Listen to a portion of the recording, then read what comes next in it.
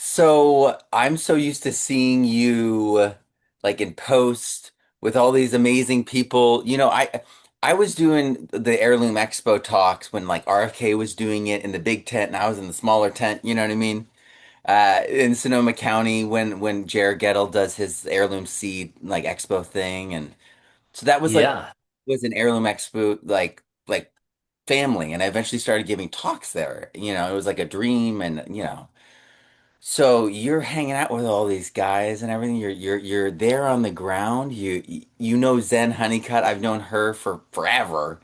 Like and I've got our kids played together, and it's pretty amazing to see where this has all gone.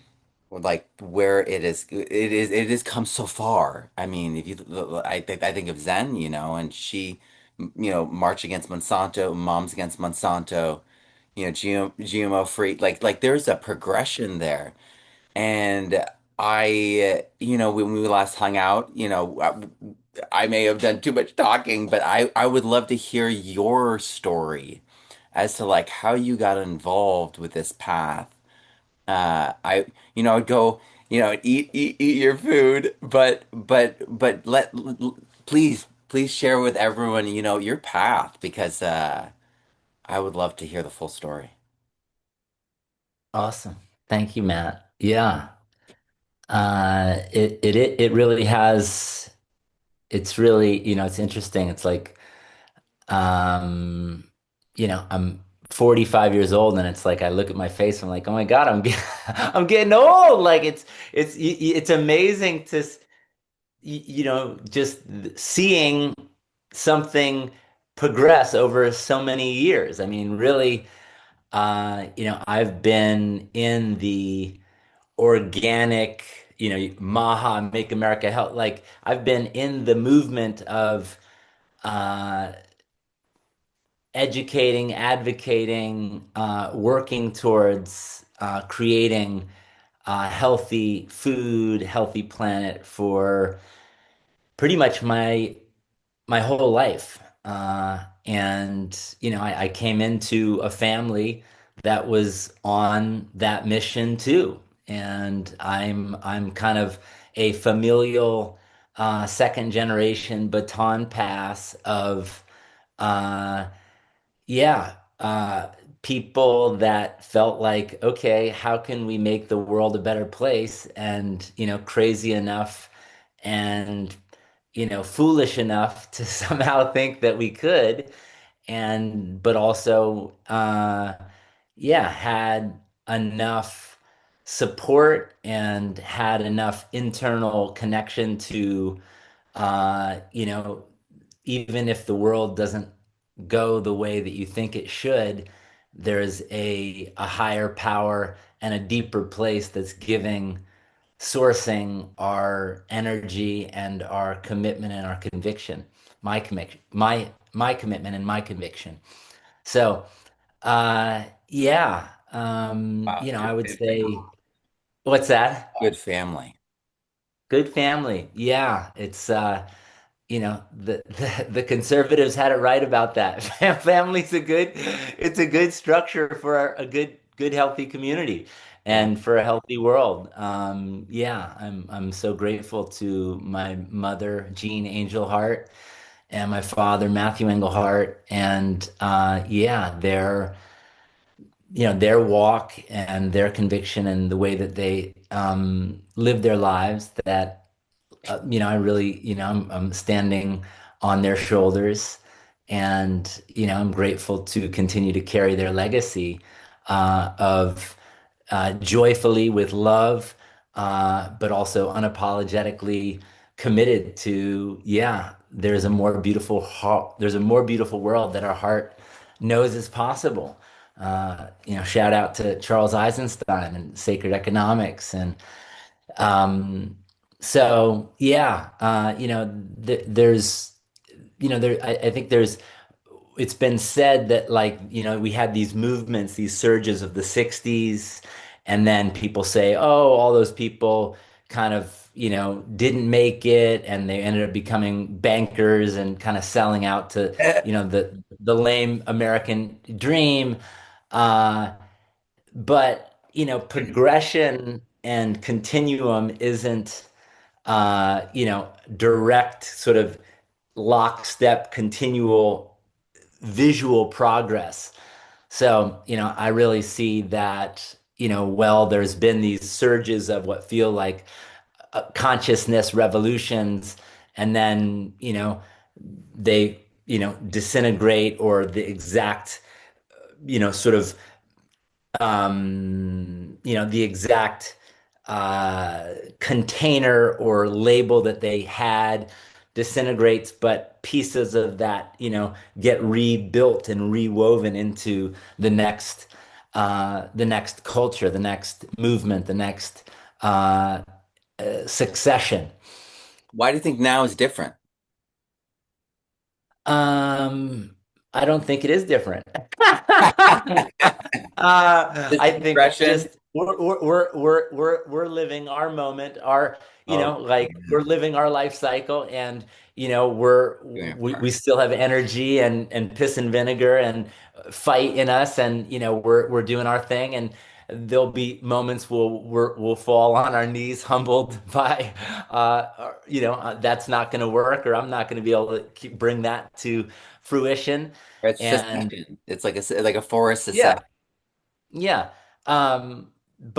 But yeah, this is the now moment. This is, my life of being an adult, and being someone who can make a difference and has the energy and the intention and the gumption and yeah, the ability to do that. And so this is just me playing out my innings.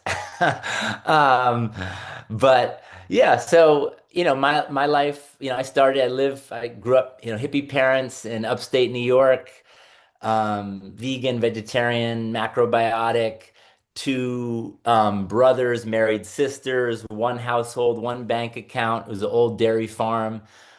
We had an apple orchard, and my uncle had dairy cows. Actually, they weren't dairy cows. We had a dairy farm, or dairy. It was a dairy farm, but he was basically producing heifers and selling baby cows. And then, my dad was kind of a piss poor carpenter and an orchardist farmer. And my mom was kind of a homesteader. And, that was sort of the first early years, was just, and grew up in a Waldorf school education, enamored by nature and, the sort of the mystical substance of the universe, not just as like what you see is what you get. And yeah, I got to see my parents build a business around spiritual principles, a business called Flax that went from rags to riches, like mom making linen clothing that she sold at the farmer's market, to then, growing that business, to where there was 1,000 retailers carrying across the country. And they did that on the principles of abundance, and Yeah. that our life is a picture of our mind, and what we put our attention on creates our experience. And if our attention is on gratitude, and we're always seeing in the present moment what has been given, and we're filled up by that givingness of what is full, we experience the fullness of life, which in turn gives us an attitude of possibility, of opportunity, of potency. And it's not Pollyanna-ness. It's not just positive, seeing the positive, but it's in the moment. Every moment we have a choice of our choice of how we respond to our circumstances. And so, yeah, I think a lot of people say, I don't know if it was one of the great philosophers was like, I set out to change the world, and then I decided, and then I ended up just changing myself as like my access to changing the world.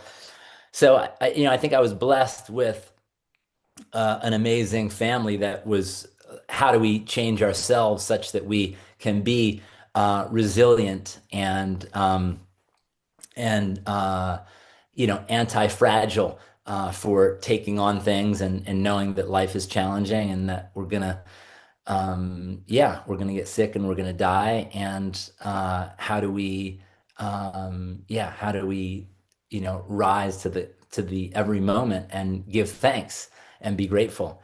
And, obviously a deep spiritual connection, a relationship to God, and being, yeah, that we come from somewhere, and that we are where we come from is not of this. Like there's a lot of ordinary stuff here, and then there's this place that we come from and where we're going, which is love.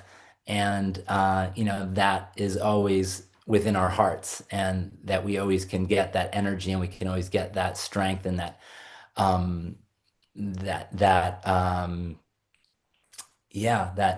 that force, that good force of love, inside. So I would say my calling in life is that people experience the indwelling presence of love.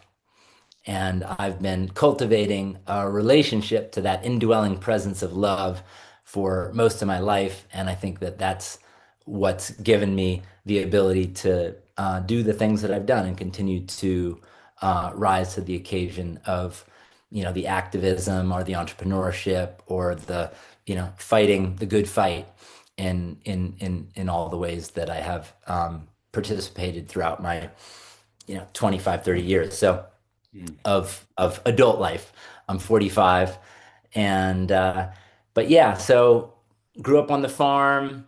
Uh, you know, didn't go to college because I had learning disabilities and didn't think I could play with the big boys of life, and kind of thought my intellect and my ability to learn wasn't, on the regular sort of the sort of conveyor belt of traditional thinking. And so I tried to become a pro snowboarder. Uh, and that was a cool chapter. And then I ended up going into the music business with my sister. You heard a little bit about that. We had a hip hop recording studio in North Hollywood for 3 or 4 years. And then through a very kind of awakening ayahuasca ceremony, I had a deep, deep communion moment with the Divine Mother, and this presence of love, this presence of God, in the female form, and just sort of an invitation to um, serve her and to stand with her. And at the time, it was the dot-com era of 2008 in San Francisco, and I was kind of being tempted into technology. And the mother just told me, no, serve me, serve the earth, be connected to the earth, feed people, nourish people with my life, with my body. And so that led to me, starting to work with my father to open Cafe Gratitude in 2004 in San Francisco, where, yeah, as I said, I'm an apple that didn't fall far from the tree. He's quite a radical, visionary, and he had a vision of creating actually this game, this board game that's on the wall is the Abounding River. That's the blueprint of Cafe Gratitude, was a transformational board game that had people shift their attention from scarcity to abundance through the simple gaming of playing a game and pulling a card and asking a question and answering it honestly with people. And so the restaurant was a virtual game in shifting our attention from scarcity to abundance, and from some things, from half empty to half full. Uh, and so and that was also, our family had been health nuts from way back. But then this was a way to create a business where we were not just ushering in healthy eating, which again, Cafe Gratitude 2004, we were a raw food restaurant. We were serving quinoa and kale when no one knew what those were or how to pronounce them. There was no almond milk in the grocery stores, and we were making, cold brew coffee and fresh pressed almond milk lattes. I think we were the first to do a turmeric latte. Mhm. many kind of health and wellness trends in the plant-based food. We were a hub of that in the early 2000s in San Francisco.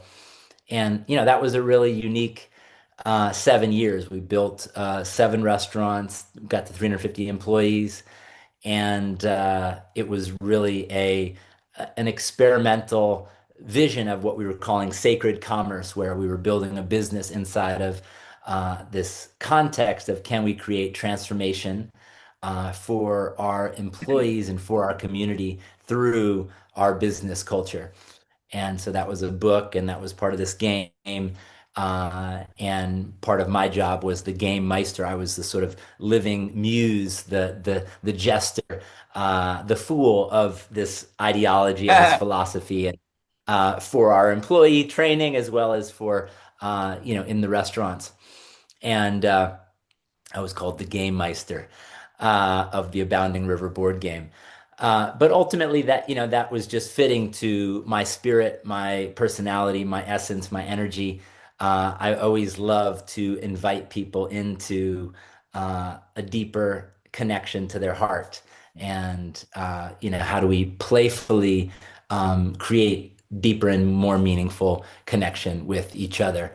And so, again, we built this business, Cafe Gratitude, raw food, transformational gaming parlor, San Francisco. Then in 2010, me and my brother took that business to LA, where we partnered with two other partners, which made Cafe Gratitude much more of a more established restaurant from a cafe.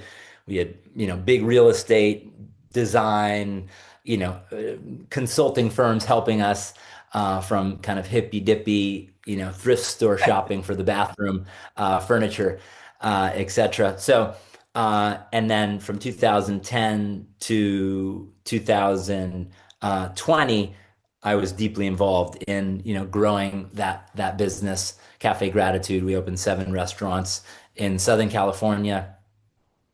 And it became a big hit in Los Angeles. There was a lot of celebrity culture that came there. There was, became a whole scene. It was like we Yeah. couldn't believe. Um, and that kind of, puffed up my head a little bit, and, kind of my awakening to where I kind of jump on to the soil train, which is obviously your world, was in 2012.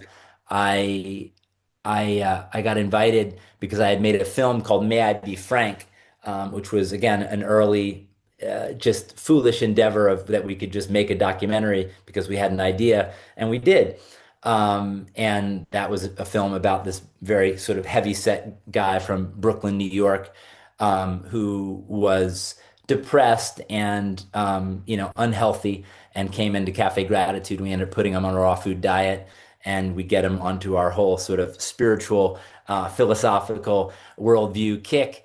And you see these young men transform or help walk this old dog into new tricks, and you see his heart soften, and you see his body transform over time. So, anyways, that film we made over 7 years in San Francisco, but then in LA, the film started coming out, and I got invited to New Zealand to show the film at a healthy living conference, and I met a guy by the name of Graham Sate, who you may know, and he's sort of a legend in the world of OG kind of educators on the topic of soil health and nutrient density. He has a thing called nutrition farming, and as a consulting company out of New Zealand and Australia, training farmers and agronomists around soil health and biological principles of how we can make better food. And so at this time, I was kind of in you know, the weight of the world of climate change. We're all going to die because of climate change. I've seen Inconvenient Truth and Al Gore, and then, on a panel that Graham Sate speaks on in New Zealand, he shares this basically in 5 minutes in his very kind of broken, highly, accent voice that basically tells a 5 minute story of how humus is going to save the world, and that we can through agriculture pull carbon that's in too much up in the atmosphere and put it into the ground. Uh, and I couldn't believe that I'd been a organic food and organic restaurateur and sort of spokesperson for sustainability. And I had never heard of this idea of carbon sequestration, regenerative agriculture. My mind was still totally in a sustainability, do less harm paradigm is sort of the only mechanism for how to lessen the degradation that human beings are doing to planet Earth. And even though I knew love was the answer, and how when is this consciousness of love going to awaken us all to do better and be better in all the ways, I didn't never saw the sort of organizing principle of how healing could happen on planet Earth. It was still sort of, in this sustainability paradigm. And in a 5 minute blip of Graham Sate speaking on this panel called Can Human Beings Sustain Life on Planet Earth? I really got it. It was kind of a third eye awakening, opening. It was like, 1,000 suns erupting. And I was just like, wow, that is a revelation. That is a revelation that through human stewardship and taking care of our soil and healing, that relationship, and then what that does for the plants and the animals and the water cycle. And, it was a complete Pandora's box that opened in that moment. And it was like seeing something that I couldn't unsee. And so I came back to LA and running the restaurants. And again, veganism is my kind of religion. And I start preaching about soil. It's my tableside ministry in the restaurants about soil health and regenerative agriculture, and it's a solution to climate change. And as a food entrepreneur, you're always looking for what are the good narratives that empower your story. And I was like, now that is a good narrative.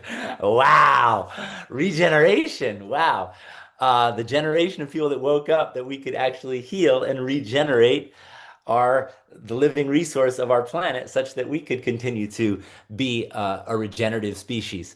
Uh, so that was sort of the awakening that led me to then starting, that kind of led to Kiss the Ground, which is kind of, again, where we first kind of connected. But, I was living in Venice. I had a little garage on a two-bedroom bungalow right around the corner from the Cafe Gratitude.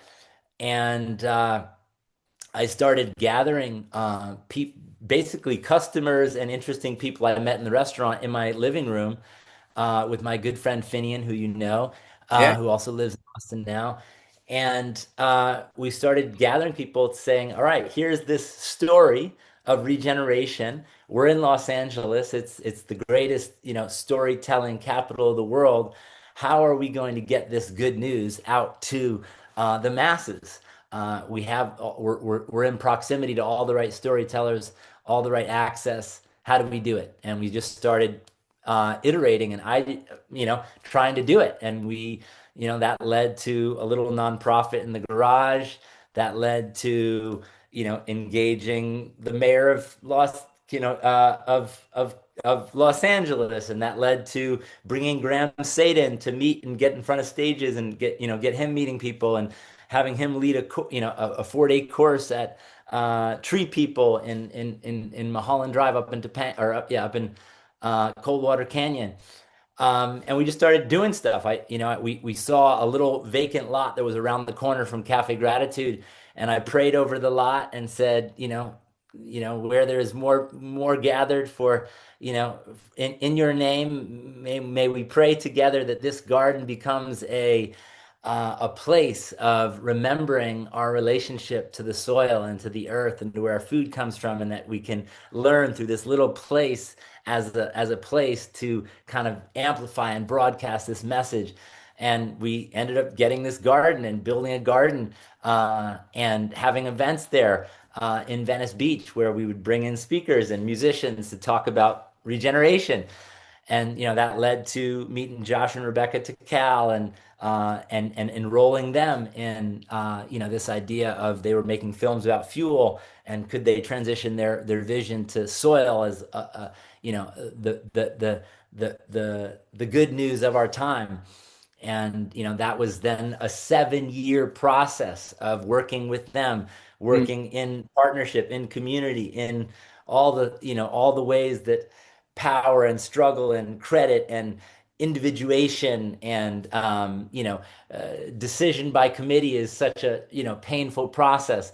And yet again, having these sort of family communication tools of conflict resolution allowed for 7 years of and hundreds of people being involved and leading to building an organization called Kiss the Ground, working with the filmmakers to produce 2 films, and the third one is on the way.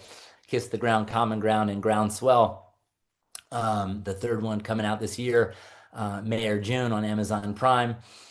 And so yeah, I mean that, and then yeah, and I've said a lot. Obviously there's a whole other chapter which is Bobby Kennedy, MAHA, and American Regeneration, which is kind of my newest project, as well as what I'm doing here with my sister, in collaboration with my sister here in Texas on Sovereignty Ranch. There's a whole story there too. So I'm gonna take a sip of water because I've been woofing a lot, and uh, I'll, yeah, I'll let you maybe I'll, we I'll should. let you feedback some reflections and maybe a specific question. Yeah, yeah, I love that because I got involved first. I ate at your restaurants, in Southern California and in LA. And then I did that talk. Well, I did a talk, but I hosted this. I love hosting things. And because Me it's too. like it always works better. And so I get to learn something. We get to share the moment together and build community all at the same time. And so I had 5 different speakers. It was the 5 steps to regeneration, and it was just so much fun. I think we had Frank Golbeck from Golden Coast Mead. I think we had Dan Marquez with the kelp farming, restoring Mhm. the kelp oceans. That was a long time ago, but Did, it's so funny. do We we were have sitting what was around the the same places, the same areas. I was a musician, and though we would be in like Burbank, of course, in studios during the day, but we were up at Laurel Canyon. You know what I mean, right in that area too. And so we were like driving past each other, for years. And it's just so amazing to hear the full story. But let's talk about MAHA. So make America healthy again. So what is your experience been so far? Because I think we talked about this. I have some natural inborn like skepticism around like politicians and laws, and though the upside down food pyramid is the greatest thing ever. It's the greatest thing ever. Also, the younger generation watches South Park and they're like, because it was a South Park episode flipping it upside down. It's so funny. But oh shoot, I lost my train of thought. What was I saying? Oh man. you were basically digging into is Maha Oh yeah, what's no, yeah I have this what natural born skepticism because when I was in fourth grade, my mom was the local like state politician and she proposed a helmet law. And so suddenly all the children riding bicycles had to wear helmets overnight. And like all my friends were like, "Your mom sucks." And I was like, It's hard to argue with this assessment." And they're like, "We're not friends anymore." And I'm like, so I literally experienced, and I did see my mom through working with people across the aisle that she did not like, being really gracious with them when she interacted with them, and then fixing an entire ecosystem. So I got to see both sides, but I have like a healthy skepticism for anything that gets like put into that world, into that space, but you guys are getting results, and so I would love for you to like talk us through that feeling and to just kind of give us like how your take on it and like how it's been. Yeah. Yeah. So uh, again, I think everything for people, it's all about our personal experience, our lived experiences, what has us get to where we are and, what choices we make. And, you know, um, so again, I had the blessing of being introduced by a mutual friend to Bobby Kennedy probably 7 years ago. He was running a Waterkeepers Alliance, which was an amazing, chapters nonprofit doing epic work around cleaning up waterways, all over the country and even some international. Mm. And he was known as the water guy, and I was, in LA doing this kiss the ground thing and was kind of becoming a soil guy. And so, we got connected. Um, I think one of my superpowers is being able to, uh, yeah, assess like where people are coming from, where people's hearts are at, what's their authentic compass, what's their North Star. And I like Bobby Kennedy. I met him, we stayed in touch. uh, you know, my wife was working at as a volunteer at Children Health Defense, which was an organization that he founded that was about bringing stories and moms who had children who were vaccine injured who wouldn't be kind of seen by the establishment. He was kind of giving them a platform and a voice and representing them as a lawyer. And and again, just to share, I was also raised by hippie parents who didn't get me vaccinated, so I was not in the um, yeah. I mean, again, I don't spend my time fighting over, that I think that there should be no vaccinations, because I don't know. I don't have, but my common sense is that um, we the schedule has gone from 3 to 12 to 40, and now there was just up to 72 individual shots to make up the school. And so um, just like you know the nature of industry uh, leverages to make its business be on autopilot and and if you can get the government to say everyone needs to take your product, you're gonna try to get that scheduled. And so ultimately, I was very skeptical about the vaccine program, and so obviously his message and his courage to speak up against that spoke to me. He'd also been an environmentalist, a conservationist, an outdoorsman.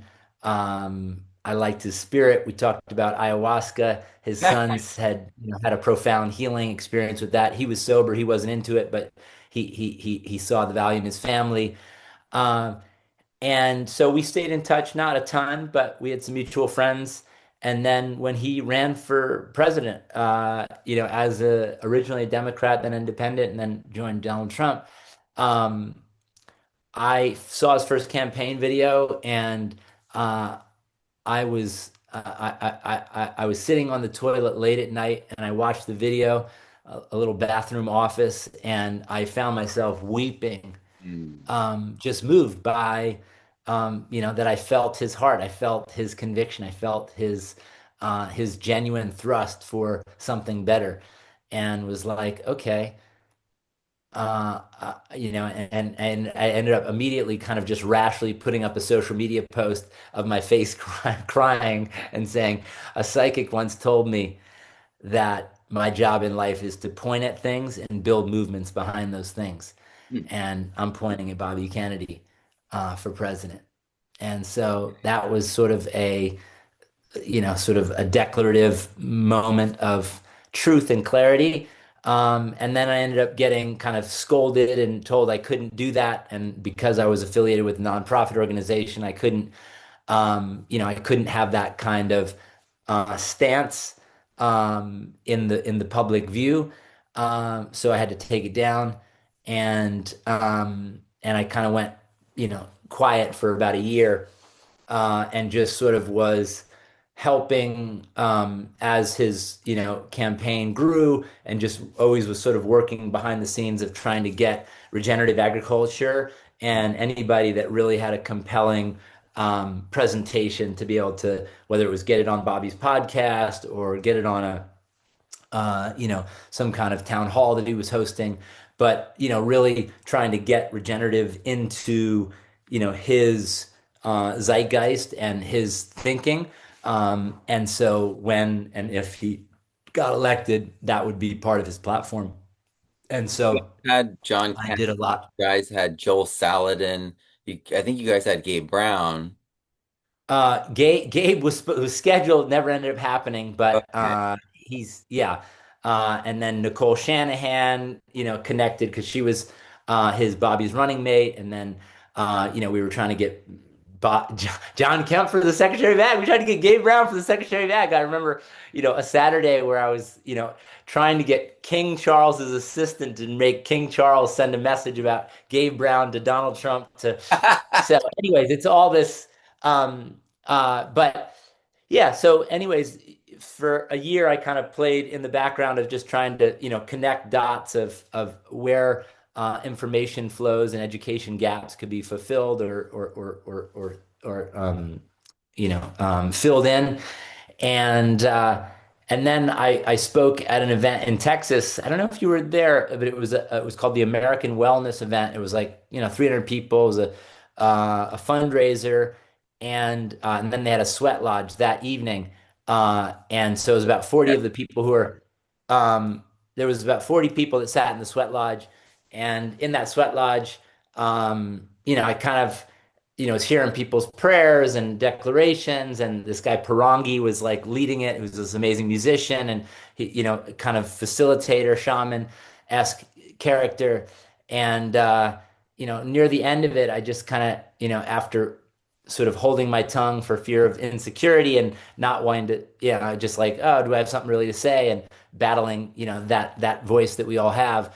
I just sort of raised my hand and said, yeah, there's a prayer in my heart, which is that I wouldn't be where I am today if I didn't have great champions behind me. And I think we have an opportunity to champion this man's success. And I'm raising my hand and saying, I'm in. And so that next day, I called my organization, kissed the ground, and said, hey, I'm going to make this political kind of stance. And, I know that I can't do it while I'm on Kiss the Ground's, part of the organization, the board. And so we sort of, I created a path of separation from my own organization to sort of follow this path of inspiration after 12 years of building an organization, because on some level I felt like the biggest path of impact could be helping in this direction versus just sort of clinging to my organization, just doing that. So yeah, that was sort of a transformational shift, and I thought maybe I'd work in the administration. Bobby had, offered that he would try to, find me a role. And, but ultimately I didn't really want to live in DC and change my life. I love my life on the farm and raising my kids on Sovereignty Ranch and working on this project and, staying grounded in, walking the talk of living in a regenerative ecosystem and, moving sheep on a daily basis as part of my, role in Sovereignty Ranch and working in the restaurant and, evangelizing over our food and telling people about what we're doing. So ultimately, that led to me just sort of still playing this ambassador role of, trying to have, as the MAHA movement grew from campaign into, what was the collaboration, or, him coming into Trump's cabinet as HHS secretary. um, yeah, just have kind of been there behind the scenes, pumping soil health and regenerative agriculture, and using all of my years of, um, you know, network and connection, trust in the movement to try to get people like your friend Rick Clark. He got to be with Blake Alexander at the announcement at USDA for the 700 million for I regenerative saw that. agriculture He looked good. project. Um, and so, and again, another kind of moment where it was like I got a call from Callie Means, who was the person who connected, Trump and Bobby Kennedy, and wrote that book, Good Energy, with his sister, Casey Means, all about metabolic health, saying, hey, I know I can call you and push the easy button to set up a regenerative farm tour for Brooke Rollins and Bobby Kennedy. I need you to do that. And it was kind of like, ding, this is the call I've been waiting for my whole, I've been training for this. And so we ended up setting up that event. It got canceled. It was a total bummer, but ultimately that led to more conversations, more opportunities, more engagement.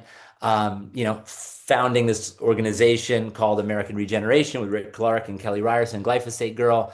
And essentially what we've been doing is essentially we built an amazing advisory board, 40 individuals who we think are sort of world-class practitioners in different, facets of ag and regenerative ag and grazing and supply chain, and some retail folks, um, some more scientific folks, Jonathan Lundgren, and others, and essentially said, all right, we're going to understand what's happening in the MAHA landscape and see when there's openings for, all right, let's get John Kemp and Aaron Martin and, Eric Smith there because they're interested in nutrition and nutrient density. So how do we, so, really just been going to DC, finding out what there is an interest, an appetite, an opening for, and then trying to facilitate, the information or the leadership to be able to go in and address those interested leaders in the administration to understand the opportunity of soil health, regenerative agriculture, how it intersects with nutrient density. And so, and it's politics, it's relationships, it's compromise, it's a web of ties, and it's complicated, and it's easy to throw the baby out with the bathwater and say it's all shit, it's all, nonsense, and it's easy to, just throw your hand, curse the dark.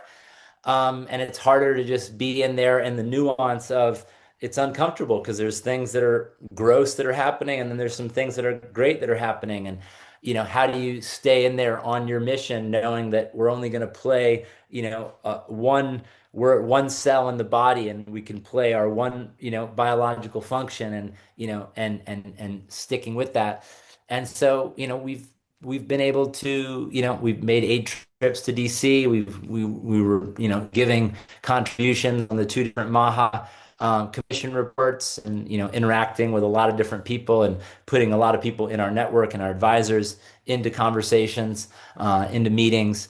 And, we hosted an event at the Heritage Foundation of all, all organizations, the most kind of, conservative, DC embedded, think tank, was interested in hosting an event on regenerative agriculture. And we had, Joel Salatin, and we had Rick Clark, and we had John Kemp, and we had David the guy from Azure Standard.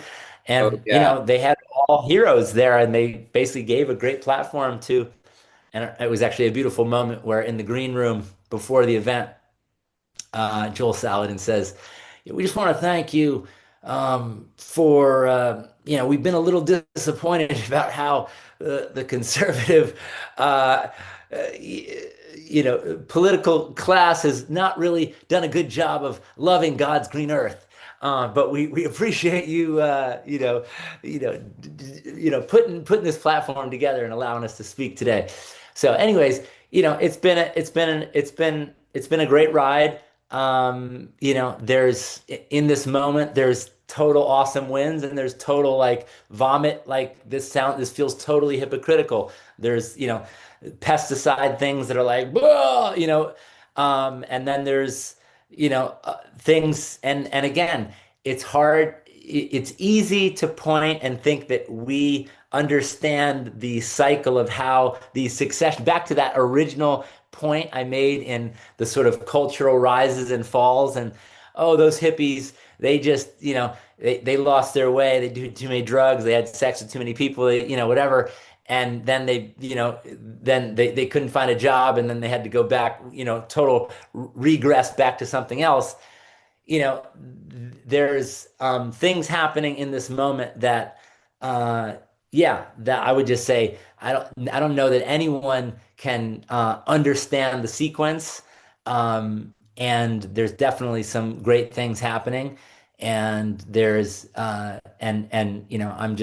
I'm standing that those great things that in every in every human being in every institution there's beauty and there's missing the mark and there's sin or there's something that is bad. And so I've said, all right, I'm going to serve the parts of this that I see are good and see if I can use my unique skills, knowledge, understanding, network, interest, inspiration, passion, conviction to help grow this thing.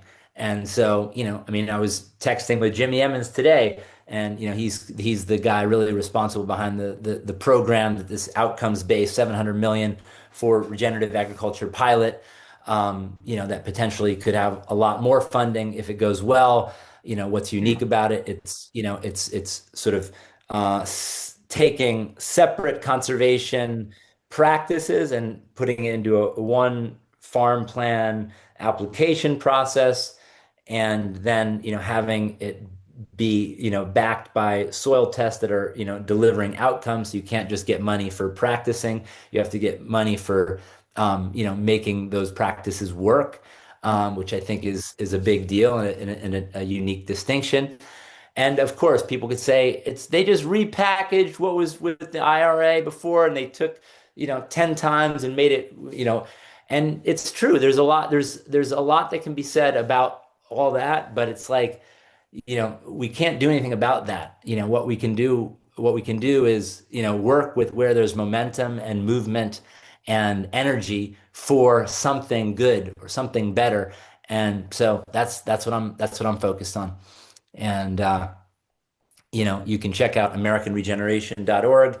We have an amazing group of advisors. You can see we just put up our impact report of what we've been up to and the places that we've been contributing.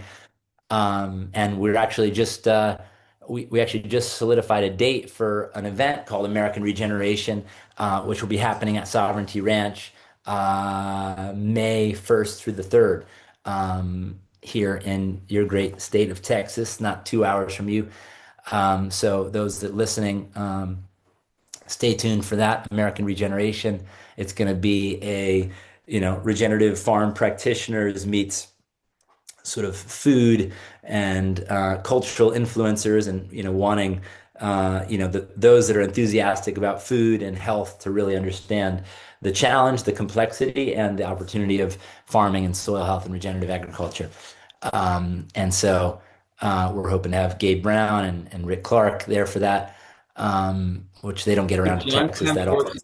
working, John Kemp's working on a meter that will give you like over 400 like nutrient compound readings. So it's like all the things that the dietitian, the nutritionists, and the doctors, like all those people, that language, that's going to be the bridge, and it's going to be like a SAP analysis meter.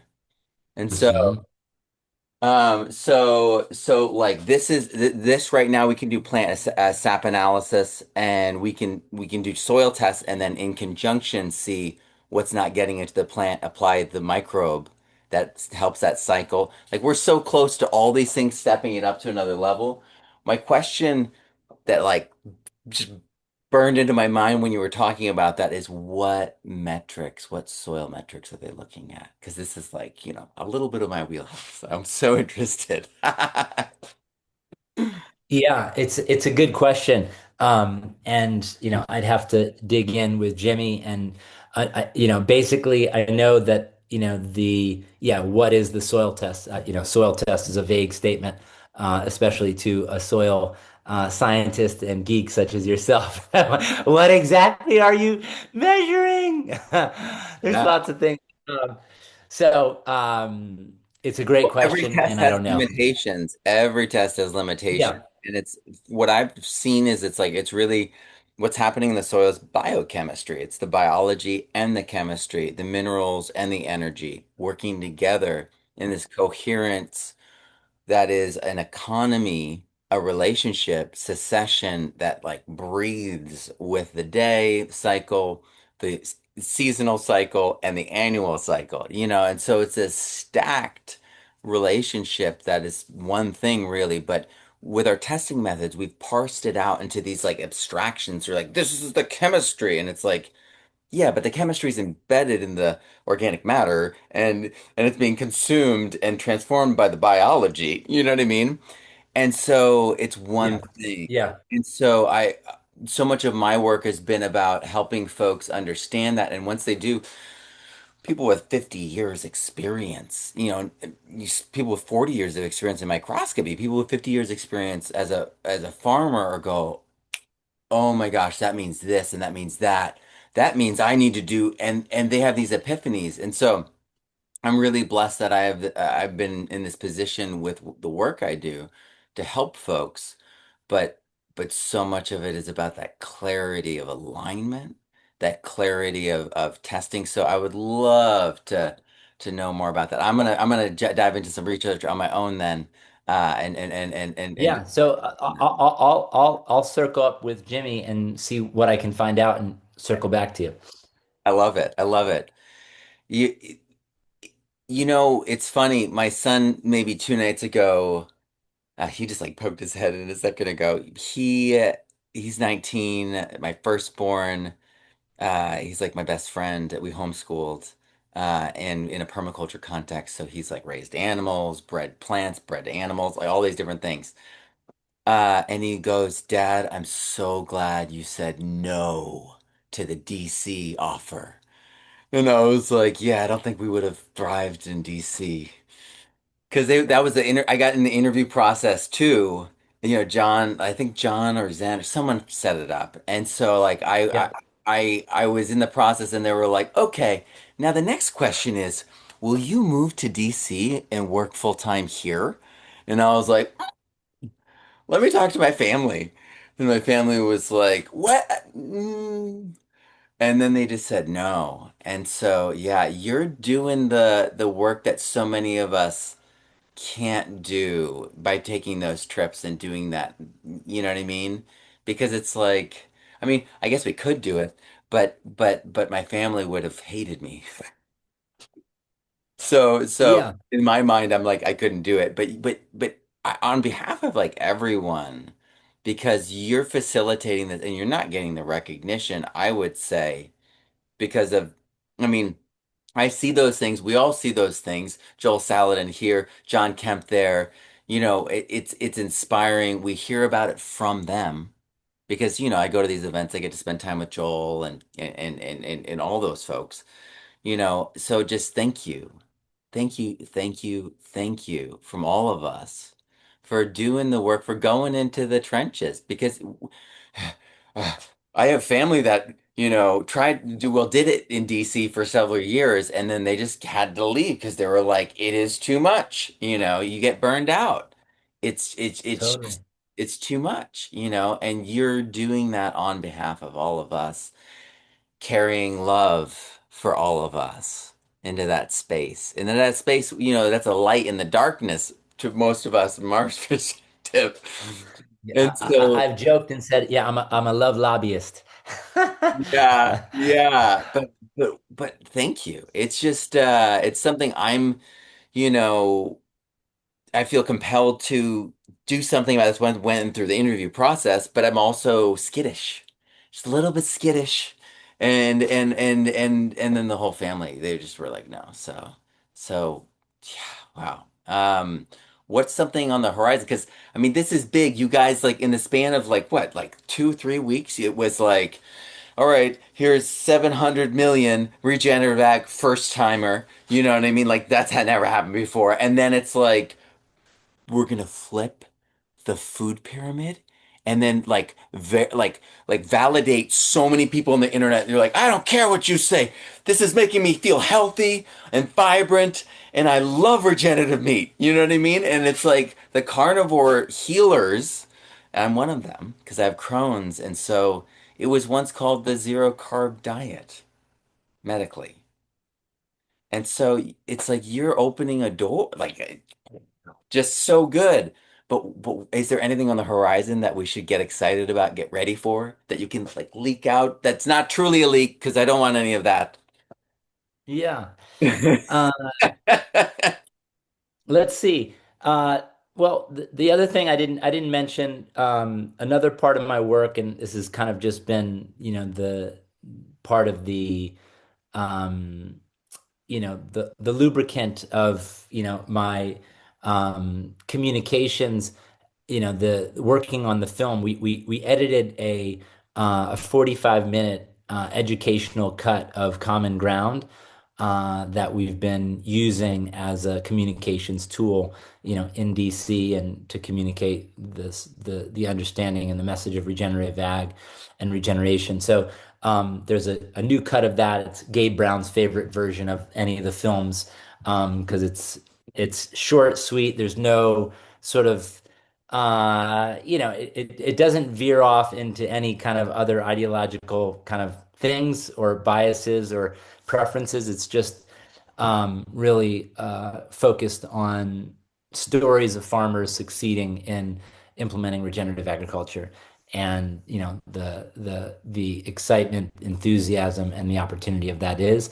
So yeah, please check out Common Ground Redux. It's available free. You can download it. Anyone can watch it. It's a gift for educational purposes. And so we'd love to give it to you, our soil, everyone at your conference. If you want to put that in your newsletter, when you send it out, or however we do that, that would be awesome. Let's do it. Um, The data point and then in that, and I get Gabe's point. I mean, I saw it in the theater. John Rulak had me come out here, in town, and he got me to come out of my cave. But it's either you or Finian or John. I'll come. If you guys ask. But the data points in this movie are so good. It's so straightforward. The animations for the science. It's like sweet. I mean, I've got pictures in my book. They don't move, you know?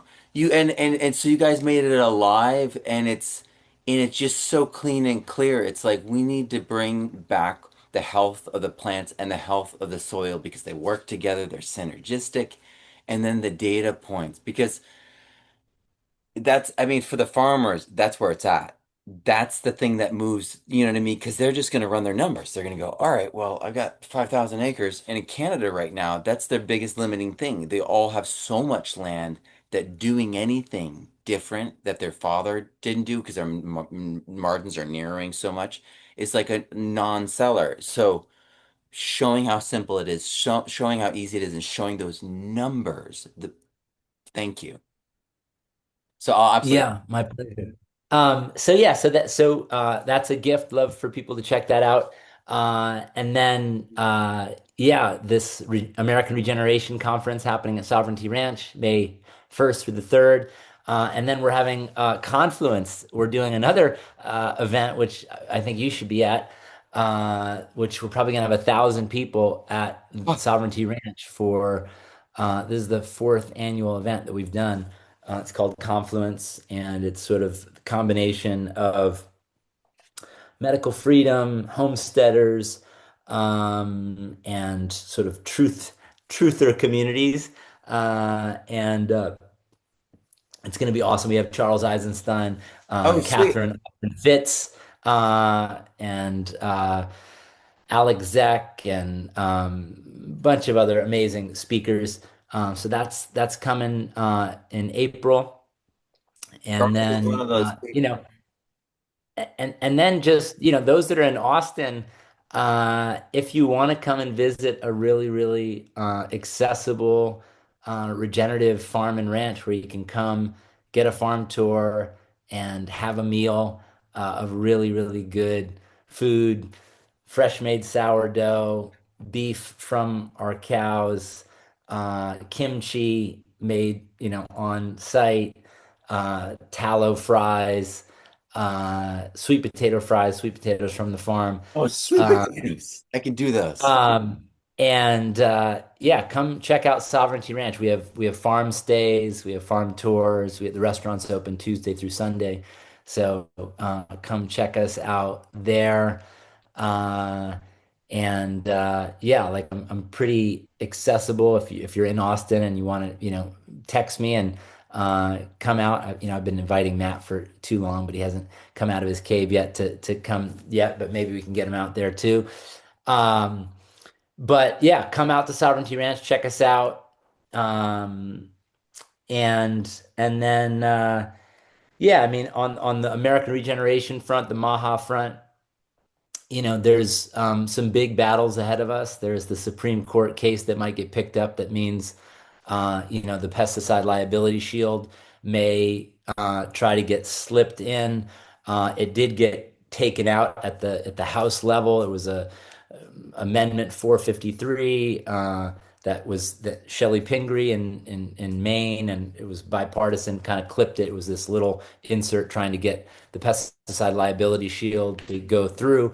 So that's something to look out for and stay active on supporting being a loud voice that we do not want immunity for chemical companies. Um, Yeah, and then the it's we just applied for the 700 million, or we just applied for our ranch for the funding for the new pilot program. So we'll see how that goes. But I'm wanting to support and have that be successful, because if it's successful, what's successful grows. And so I know a lot of people are talking shit about it, and I get it, like from one perspective, but from another perspective, it's the thing we got happening at that level. So let's support it, and we have a good guy, Jim Yemens, in there that's trying to, work from the inside, making it happen. And there's also a new committee that's being developed. That's from the secretary of NRCS, that's focused on regenerative, and some of our friends and advisors will be part of that group. And so, yeah. And then, if you're interested in, getting involved, email me at ryland@americanregeneration.org. And Yeah, thanks for listening to my story and to my rant and for all my many words. And I'll end with ask me why I'm optimistic. And why I'm optimistic is that love and regeneration are perennial truths. Mm. And yeah, what's happening in nature is regeneration, whether we like it or not. And what's happening at the deepest part of the human soul in our hearts is love, and we're coming back to that. And so that's those are the things that keep me going, is knowing that I am part of the human race that comes from love, and I'm going back to that. And I'm part of nature, which is ultimately a a system of regeneration. So. Um, yeah, I don't know all the peaks and valleys that we'll go through between now and when we return to love and optimal balance of regeneration, but I know it is what's happening fundamentally. I love it. Thank you so much, Ryland. Yeah, thank you.